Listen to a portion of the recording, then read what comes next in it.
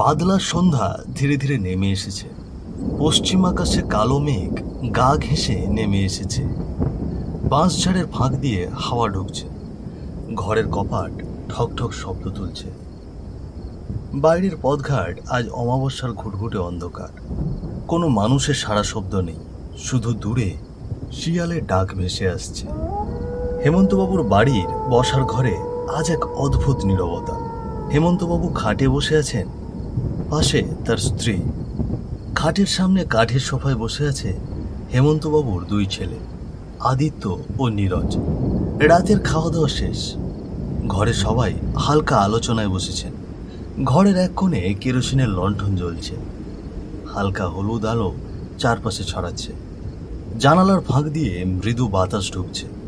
মাঝে মাঝে দমকা হাওয়া এসে লণ্ঠনের হলুদ আলো কাঁপিয়ে তুলছে। বাইরে ঝিঁঝি পোকার শব্দ ভেসে আসে, আর দূর থেকে শিয়ালের ডাক ঘরের নীরবতায় মিশে যায়। তোদের ছোট ভাই অনিরুদ্ধকে কদিন হয়ে গেল খুঁজে পেলাম না রে বাবা। আমি কি কম খুঁজেছি? লোক লাগিয়েছি গ্রামে গঞ্জে, সবাইকে বলেছি যদি কেউ দেখতে পায় সঙ্গে সঙ্গে খবর দিতে। নির্বোধ ছিল বটে, কিন্তু মনটা ছিল সোনার মতো। হ্যাঁ বাবা, অনিরুদ্ধ যে এভাবে হারিয়ে যাবে তা ভাবতেও পারিনি। হঠাৎ যেন কোথায় হারিয়ে গেল ছেলেটা।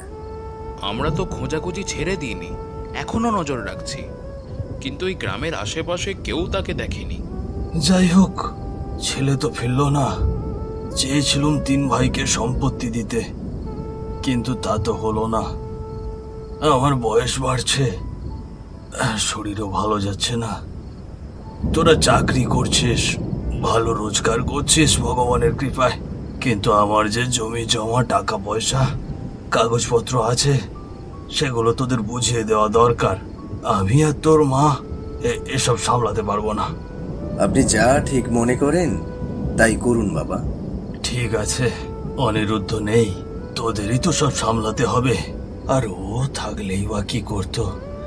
তোদেরকেই তো সব দেখাশুনো করতে হতো। আমি চেয়েছিলাম অর্ধেক সম্পত্তি ওকে দেবো, কিন্তু বাবা, আমি ওই রকম করেই কাগজ করে রাখছি। ও যদি ফিরে আসে ওকে বুঝিয়ে দিস তোরা। আমরা বুড়ো বুড়ি ভাবছি একটু অবসর নেব, তীর্থে যাব, 2 দিন বাইরে সময় কাটাবো। সংসার আর ভালো লাগে না। বাবা, আজ এসব কথা না হয় ছেড়েই দাও। এই নাও, খাওয়া দাওয়া করে শুয়ে পড়ো।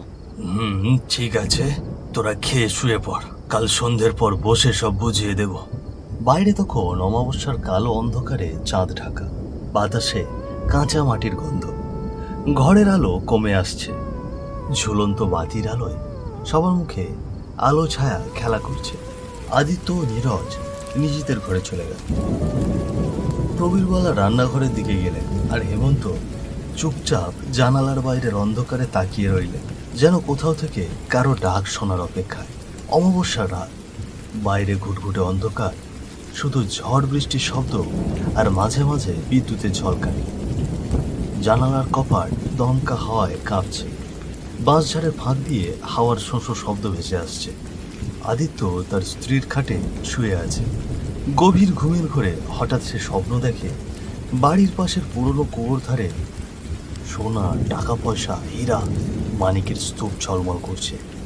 অন্ধকারের মধ্যে সেই ধনরত্ন থেকে অদ্ভুত আলো ছড়িয়ে পড়ছে চারপাশে। চমকে তার ঘুম ভেঙে যায়। ধীরে ধীরে পাশ ফিরে স্ত্রীর কানে কানে বলে, এই শোনো, এক অদ্ভুত স্বপ্ন দেখলাম। স্ত্রী বিস্ময়ে তাকিয়ে থাকতেই সে তাড়াতাড়ি বাইরে বেরোতে প্রস্তুত হয়। অমাবস্যার অন্ধকার আর ঝড় বৃষ্টির মাঝেই কুয়োর দিকে রওনা দেয়। বাইরে ঝড় বৃষ্টির তাণ্ডব চলছে। দমকা হাওয়ায় বাঁশঝাড়ের মাথা দুলছে। দূরে কোথাও শিয়ালের দীর্ঘ ডাক শোনা যাচ্ছে। হেমন্তবাবুর ঘরের দরজায় হঠাৎ জোরে জোরে কড়া নড়ার শব্দ, ঠক ঠক ঠক করে। হেমন্তবাবু ঘুম থেকে উঠে বিছানা থেকে নেমে দরজা খুলতেই দেখতে পেলেন আদিত্যর স্ত্রী দরজার সামনে দাঁড়িয়ে। কি ব্যাপার বৌমা, এত রাতে তুমি? হ্যাঁ বাবা, আমি। বাবা, আপনার ছেলে বাইরে গেছে, অনেকক্ষণ হয়ে গেল, এখনো ফিরছে না। কি বলছো বৌমা? কোথায় গেল? তোমাকে কিছু বলে গেছে কি? না বাবা, তবে ঘুমের ঘোরে কি জানি স্বপ্ন দেখেছিল, ফিসফিস করে কিছু বলে বেরিয়ে গেল। হ্যাঁ, আমি তো তখন খেয়াল করিনি, কিন্তু অনেকক্ষণ হয়ে গেল ফিরছে না দেখে খুব চিন্তা হচ্ছে বাবা, তাই আপনার কাছে আসলুম। চল মা দেখি, এই ঝড় বৃষ্টিতে কি বেরোবার কথা। হেমন্তবাবু টর্চ লাইট আর ছাতা হাতে নিলেন। বৃষ্টির ভেতর ছাতা ধরে পায়ের তলায় কাদা, ছপ ছপ শব্দ তুলে এগোলেন দুজন। টর্চের আলোয় ভিজে গাছপালা, কুয়াশার মতো বৃষ্টির পর্দা, সব মিলিয়ে ভয়ঙ্কর এক দৃশ্য। তারা দুজনেই বাড়ির পিছনের রাস্তা ধরে এগোতে থাকে। হঠাৎ কুয়োর ধারে আলো পড়তেই জমে গেল তাদের পা। তারা দ্রুত সেখানে গিয়ে দেখে আদিত্য মাটিতে পড়ে আছে, চোখ দুটো বড় বড় করে, মুখ হাঁ হয়ে আছে, যেন জীবনের শেষ মুহূর্তে কিছু ভয়ঙ্কর জিনিসের মুখোমুখি হয়েছিল। ওগো, ওগো, এ কি হলো তোমার? না না না না, এটা হতে পারে না, এটা হতে পারে না। এটা কি করলো? এটা কে করলো? হে ঈশ্বর, এক ছেলে হারিয়ে গেল, আর এক ছেলে পৃথিবী ছেড়েই চলে গেল। আমার সংসারে এ কি অভিশাপ নেমেছে। ভোরের আকাশ ফিকে হয়ে আসছে, পাখিরা কিচিরমিচির করে ডাকছে, কিন্তু সেই সুরও আজ যেন শোকে ডুবে গেছে। বিকেলে শেষ আলোটা তখন ধুলোমাখা গ্রামীণ রাস্তায় ঢুলে ঢুলে পড়ছে। রাস্তার ধারে বিশুর চায়ের দোকান, টিনের চাল, বাঁশের খুঁটি, সামনে পুরনো কাঠের বেঞ্চ। কেটলির ভেতর থেকে উথাল পাথাল বাষ্প উঠছে, সাথে ভাজা পেঁয়াজির গন্ধ মিশে আছে বাতাসে। দোকানের সামনে এক কোণে বসে দুজন লোক, দুজনের হাতেই গরম গরম ধোঁয়া ওঠা চায়ের কাপ। দূরে বাঁশঝাড়ের ফাঁক দিয়ে ঠান্ডা হাওয়া বইছে, চায়ের কাপে ধোঁয়া তাতে কাঁপতে কাঁপতে মিলিয়ে যাচ্ছে। শুনলি রে, হেমন্তবাবুর বাড়িতে কি হয়েছে? মানে হেমন্তবাবুর সংসারে কেমন বিপদ নেমে এলো। শুনেছি। সেই প্রতিবন্ধী ছেলেটা, যাকে সবাই উনুন বলে ডাকতো, হঠাৎ করেই হারিয়ে গেল, এখনো খোঁজ মেলেনি। আরো বড় সর্বনাশ হয়েছে আজ। বড় ছেলেটা মারা গেল রে। কি যে হচ্ছে হেমন্তবাবুর সংসারে। হেমন্তবাবু তো ভেঙে পড়েছে পুরোটাই। শুধু উনি না, তার স্ত্রীও মোটামুটি অসুস্থ হয়ে পড়েছেন। আজ আমি গিয়েছিলাম আদিত্যদের বাড়ি সৎকারের জন্য। মাটাকে দেখে মনে হলো শরীরের এক বিন্দু শক্তি নেই, চোখের জল শুকিয়ে গেছে। হ্যাঁ রে, মায়ের অবস্থা দেখে খুব খারাপ মনে হচ্ছিল। জানি না উনি আর কদিন টিকবেন। কি অভিশাপ যেন নেমেছে তাদের ঘরে। একের পর এক অঘটন সব ঘটে চলছে। এমন সংসার ছিল হাসি খুশিতে ভরা, এখন শুধু কান্না আর শোক। কে জানে আসল রহস্যটা কি। রাত ঘন, চারপাশ অন্ধকারে ঢেকে গেছে। বাতাসে ঝড়ের তীব্র ঝাপটা, গাছের ডাল ভাঙার শব্দ আর বৃষ্টি ঝিরঝিরানি মিলেমিশে একটা ভয়ানক সুর তৈরি করেছে। হেমন্তবাবুর বাড়ির ভেতর তার স্ত্রী প্রায় 1 মাস ধরে অসুস্থ ছিলেন, কিন্তু আজ রাতটা যেন সবচেয়ে কষ্টের।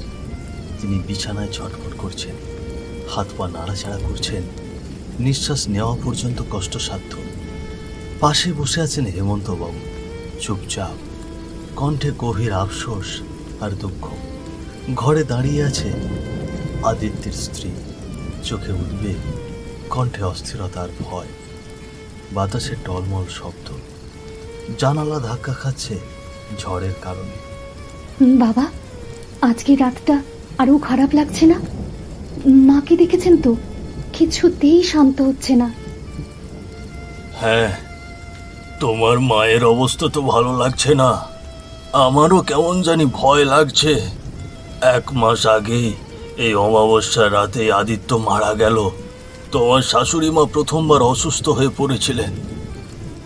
আজ 1 মাস পূর্ণ হলো এই অমাবস্যা। জানি না কি দুর্দশা নিয়ে আসে আমার সংসারে। আমি কি ভুল করেছি ভগবানই তা ভালো জানেন। হ্যাঁ বাবা, মায়ের অবস্থা খুবই খারাপ। একটা ডাক্তার ডাকা দরকার। ঠিক আছে, তুই যা, গিয়ে ডাক্তার নিয়ে আয়। একটা ছাতা নিয়ে যাস, বাইরে প্রচুর বৃষ্টি হচ্ছে। নীরজ হাতে টর্চ লাইট, মাথায় ছাতা নিয়ে মায়ের জন্য ডাক্তার ডাকতে বেরিয়েছে। বৃষ্টির ফোঁটা ছাতায় পড়ে টুপটাপ শব্দ করছে। শুরুতে তার মাথায় একটাই চিন্তা, যত তাড়াতাড়ি সম্ভব ডাক্তার নিয়ে আসতে হবে। অমাবস্যা রাত, এমনিতেই এই রাতকে লোকে ভালো বলে না। গ্রামের রাস্তাঘাটে ঘুটঘুটে অন্ধকার, আর তার সঙ্গে তীব্র ঝড় বৃষ্টি। এই কারণে পুরো এলাকা যেন আরো বেশি নির্জন। কদাচিৎ কারো ছায়াও চোখে পড়ে না। চারিদিক ভিজে একাকার, কাদামাখা রাস্তায় জল জমে আছে। দূরে কোথাও ব্যাঙের একটানা ডাক, গ্যাঙর গ্যাঙর করে। আর মাঝে মধ্যে ভেসে আসছে শিয়ালের করুণ হাহাকার। নীরজ রাস্তার মাঝামাঝি এসে টের পায় পিছনে যেন কারো পায়ের শব্দ হচ্ছে। কখনো মনে হয় কেউ ধীরে ধীরে হাঁটছে, আবার কখনো পাশ দিয়ে একটা ছায়া সরে যায়, যেন ভিজে মাটিতে শব্দ তুলে মিলিয়ে গেল। নীরজ প্রথমে এইসব উপেক্ষা করে দ্রুত পা বাড়ায়, কিন্তু বুকের ভেতর ধুকপুকানি একটু বেড়েই যায়। সে পিছনে তাকায়, কিছু দেখতে না পেয়ে আবার সামনে এগোতে থাকে। হঠাৎ একটা অদ্ভুত মধুর সুরে পেছন থেকে আওয়াজ আসে, দাদা দাদা, আমার একা ফেলে কোথায় যাচ্ছ তুমি? নীরজ থমকে দাঁড়ায়। মুহূর্তে তার বুকের ভেতর যেন কিছু একটা বিস্ফোরণ হয়ে গেল। একটা অদৃশ্য হাত হঠাৎ ভেতরের সব রক্ত একসাথে কাঁপিয়ে দিল। মনে হলো বুকের ভেতর ফেটে যাচ্ছে, হৃৎপিণ্ড আচমকা লাফিয়ে উঠল। গলার শ্বাস আটকে গেছে, কণ্ঠটা তার চেনা। এ তো অনিরুদ্ধর গলা, কিন্তু অনিরুদ্ধ তো অনেক আগেই। নীরজ এক ঝটকায় পিছন ফিরে তাকালো, কিন্তু চারপাশে শুধু ঝড় বৃষ্টিতে দুলতে থাকা গাছ, ভেজা অন্ধকার, আর রাস্তার পাশে কাঁপতে থাকা গাছের ছায়া। বুকের ভেতর ঠান্ডা হাওয়া ঢুকে কাঁপিয়ে দিল তাকে। একবার বামে তাকালো, একবার ডানে, কোথাও কেউ নেই। তার মনে হলো হয়তো এই বৃষ্টির শব্দ, এই ঝড়ের তাণ্ডবই ভুল শুনছে। মাথা নাড়ল, আবার হাঁটতে শুরু করলো। ঠিক তখনই, দাদা দাদা দাদা, তুমি আমাকে দেখতে পাচ্ছ না? আমাকে রেখে চলে যাচ্ছ? এই আওয়াজটা এবার যেন খুব কাছে, একদম কানের পাশ দিয়ে ভেসে গেল। নীরজের হাঁটার গতি থেমে গেল। টর্চের আলো কাঁপতে লাগলো তার হাতে। বুকের ভেতর ধুকপুকানি এত বাড়তে লাগলো যেন বাইরে থেকেও শোনা যায়। হঠাৎ বৃষ্টির ফোঁটার ভেতর থেকে ধীরে ধীরে কিছু একটা নড়তে শুরু করলো।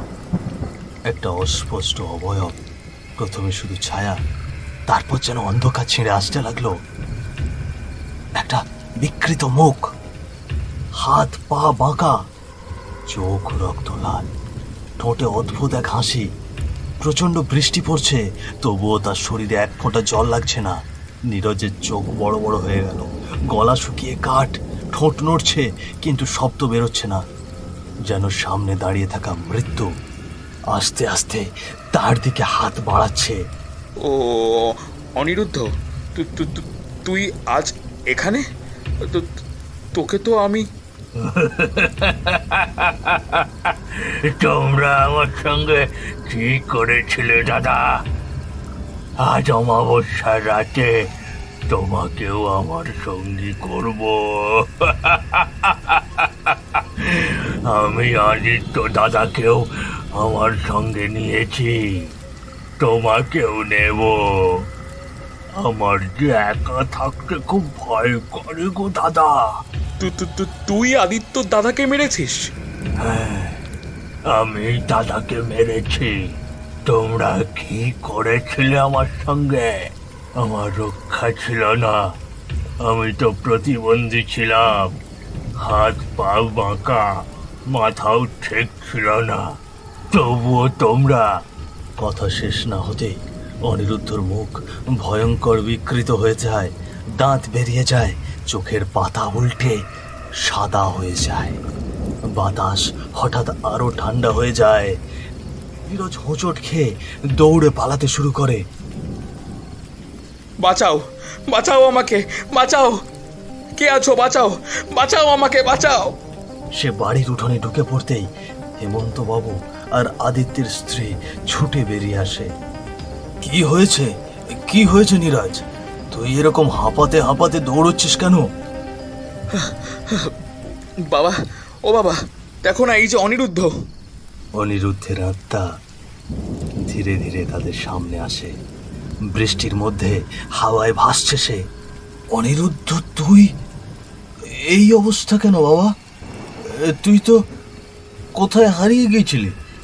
কোথায় ছিলি? না বাবা, আমি হারিয়ে যাইনি, আমাকে ওরা মেরে ফেলেছে। ওরা খুব লোভে। কি কি বলছিস এসব? তুই? সেই জমির কথা মনে আছে বাবা? তুমি ভাগাভাগির কথা বলেছিলে। বিদ্যুৎ চমকানোর আলোয় মুহূর্তের জন্য অনিরুদ্ধের বিকৃত ভয়ঙ্কর মুখটা আরো পরিষ্কার হয়ে ওঠে। সন্ধ্যায় ঘরে টিমটিমে কেরোসিন ল্যাম্পের আলোয় বসার ঘরে আদিত্য, নীরজ, হেমন্তবাবু ও তার স্ত্রী বসে আছেন। এক পাশের খাটে শুয়ে আছে অনিরুদ্ধ। হাত পা অস্বাভাবিকভাবে বেঁকে আছে, মুখে স্থায়ী এক বেঁকে যাওয়া অভিব্যক্তি, চোখ দুটো শূন্যে স্থির। দেখো নীরজ, আদিত্য, তোমরা দুজনে তো পড়াশোনা শেষ করেছো, চাকরি করছো, এখন নিজের পায়ে দাঁড়াতে পারছো, কিন্তু অনিরুদ্ধ তো নিজে চলাচলও করতে পারে না। ওর তো একটা ভবিষ্যৎ দরকার। তোমাদের পড়াশুনো শিখিয়েছে, চাকরি দিয়েছি, ও তো কিছু শেখেনি, কিছু করতে পারবে না। তাই আমি একটা সিদ্ধান্ত নিয়েছি, সংসারের সমস্ত দায়ভার তোমরা দুজনে নেবে। আমার অর্ধেক জমি আমি অনিরুদ্ধর নামে লিখে দেব, বাকিটা তোমরা দুই ভাইয়ে ভাগ করে নেবে। হেমন্তবাবুর মুখের দিকে তাকিয়ে তারা সম্মতি জানালেও চোখ মুখে ভরল ভারী এক অস্বস্তি। মনে মনে জন্ম নিল তীব্র হিংসা, প্রতিরোধের আঁচ। ঘর ছেড়ে বেরিয়ে এসে অন্ধকার আঙিনায় দাঁড়ালো নীরজ ও আদিত্য। আকাশটা ভারী হয়ে আছে, বিদ্যুৎ চমকাচ্ছে। আমরা খেটে মরবো, সারা জীবন সংসারের দায়ভার বইব, আর ওই শুয়ে থাকা সাহেব বাবার অর্ধেক সম্পত্তির মালিক হবে। আমি ভেবেছিলাম বাবা আমাদের দুজনের মধ্যে সব সম্পত্তি ভাগ করে দেবে, কিন্তু না, শালা ওই কুড়োটা বাবার অর্ধেক সম্পত্তির মালিক হবে আর আমাদের তরি ঘুরিয়ে ঘুরিয়ে চালাবে। না রে, না না না, ওকে বাঁচিয়ে রাখা কোনো মতেই যাবে না। তাহলে ঠিক আছে, আগামী অমাবস্যার রাতেই সব শেষ হবে। সে রাতে লোকজন তেমন একটা বাইরে থাকে না। দুজনের চোখে মুখে ফুটে উঠল এক বিকৃত দৃঢ়তা। তারা জানে এই রাতেই অনিরুদ্ধ জীবনের পর্দা নামবে। চাঁদহীন অন্ধকার আকাশ, ভারী মেঘে চেপে আছে চারপাশ। দূর থেকে শেয়ালের ডাক ভেসে আসে, ঘরের ভেতর নিস্তব্ধতা, শুধু কেরোসিন ল্যাম্পের কম্পিত শিখা। অনিরুদ্ধ খাটে শুয়ে আধো ঘুমে হালকা শ্বাস নিচ্ছে। দরজাটা আস্তে করে খুলল নীরজ ও আদিত্য। মুখে চাপা দৃঢ়তা, পায়ের শব্দ না তুলে এগিয়ে এলো খাটের দিকে। দাদা, এত রাতে কেন? চল রে, আজ বাবার অর্ধেক সম্পত্তির ভাগ দেব তোকে। তাদের কথা বোঝার আগেই নীরজ অনিরুদ্ধের মুখে বালিশ চেপে ধরল, আর আদিত্য তার পা চেপে ধরে থাকলো। অনিরুদ্ধ কেঁপে উঠল, গলা দিয়ে অস্পষ্ট গোঙানি শব্দ বেরোলো। চোখে ভয় আর মুখ মেখে গেল আরো অদ্ভুত ভাবে। বাবা, কেন? তারপর কি করলো আমার সাথে? তারা তখনও থেমে যায়নি। সেই অমাবস্যার অন্ধকার রাতে আমার শরীরে ভারী ইট বেঁধে আমাকে কুয়োর গভীরে ফেলে দিল, যেন কেউ আমাকে খুঁজে না পায়, দেখতে না পায়। আর তোমরা সবাই ভেবেছিলে আমি হারিয়ে গেছি। হেমন্তবাবুর বুকের ভেতর যেন ছুরি বিঁধে যায়, চোখে জল এসে ঝাপটা হয়ে যায় চারপাশ, কণ্ঠ কেঁপে ওঠে। ওহ নীরজ, তোরা এটা করতে পারলি? কি করে করলি এটা এই অবুঝ নির্বোধ প্রতিবন্ধী ছেলেটার সাথে? তোরা যে শিক্ষার মর্যাদা রাখলি না। আমি তোদের পড়াশোনা শিখিয়েছি, জীবনের পথ দেখিয়েছি, আর এই হলো তোদের শিক্ষা। আমার এই ছোট ছেলে, সে স্বাধীনভাবে বাঁচতে পারে না, এই পৃথিবীর সবার থেকে আলাদাও, তার নিজের কোনো বোধ শক্তি নেই। আর তোরা এসব করতে পারলি কি করে? আর তোরা কিভাবে এমন অন্যায় করলি? তোদের বুকটা কি একবারও কেঁপে ওঠেনি? ছি ছি ছি ছি ছি! আমি লজ্জিত, আমার নিজের সন্তানদের দেখে আমার লজ্জা লাগে। হেমন্তবাবুর চোখে জল, কণ্ঠে ক্রোধ আর দুঃখ সব মিলেমিশে একটি গভীর হতাশার আওয়াজ দিচ্ছে। তিনি নিজেই জানেন এই ধিক্কার একমাত্র শিক্ষার জন্য, কিন্তু অন্তরে একটাই ব্যথা, তার ছোট ছেলের জন্য, যাকে সে জীবনের শুরু থেকেই আলাদা ভালোবেসেছে। তাহলে বাবা, তুমি বলো, ওদেরকে কি ছেড়ে দেওয়া উচিত হবে? আমি বেঁচে থাকতে নির্বোধ ছিলাম, শক্তিহীন ছিলাম, কিন্তু এখন আর তা নয়। আমি ওকে ছাড়বো না বাবা, আমি এখানে ওকে শেষ করব। দেখ ভাই, আমাকে মাফ করে দে। আমরা লোভে পড়ে ভুল কাজ করে ফেলেছি। তুই তোর দাদাকে মেরে ফেলেছিস, এখন যদি তুই আমাকেও মেরে ফেলিস, বাবা মার মুখাগ্নি করার জন্য আর কেউ থাকবে না। তাদের দিকে তাকিয়ে আমাকে একবারের জন্য মাফ করে দে। আমি কথা দিচ্ছি, দায়িত্ব সহকারে বাবা মাকে দেখব। আমি জানি রে, আমি বড্ড ভুল করে ফেলেছি। তুই দয়া করে আমাকে মাফ করে দে। না না, তোদের মতো ছেলের আমার দায়িত্ব নিতে হবে না। আমার মরে যেতে ইচ্ছা করছে। আমার ছেলেদের মধ্যে এমন লোভ জেগেছিল যে তারা সম্পর্কের মর্মটুকুও বোঝেনি। না বাবা, তুমি এরম বলো না। আমি নিজের ভুল বুঝতে পেরেছি। বাবা, তুমি আমাকে মাফ করে দাও। বাবা, তুমি আমাকে মাফ করে দাও। ঠিক আছে দাদা, তুমি যখন বাবা মার দায়িত্ব নিতে চাইছো, তাহলে তুমি বেঁচেই থাকো। আর কোনোদিন যদি এইরকম লোভ করে বাবা মার সঙ্গে খারাপ ব্যবহার করো, তাহলে কিন্তু আমি তোমাকে ছেড়ে দেব না। আমি কিন্তু এখন আর সেই আগের মতো অসহায় আর নির্বোধ নই, সেটা মনে রেখো। এই কথা বলতে বলতে অনিরুদ্ধের আত্মা বৃষ্টির মধ্যে অন্ধকারে মিলিয়ে গেল। আকাশটা জোরে জোরে গর্জে উঠে জানিয়ে দিল এই কষ্টের প্রতিচ্ছবি। আমরা বুঝলাম, সম্পর্ক শুধুই টাকা পয়সা বা লোভ দিয়ে চলে না। সত্যিকারের দায়িত্ব, ভালোবাসা আর মানবিকতা কখনো অবমূল্যায়ন করা যাবে না।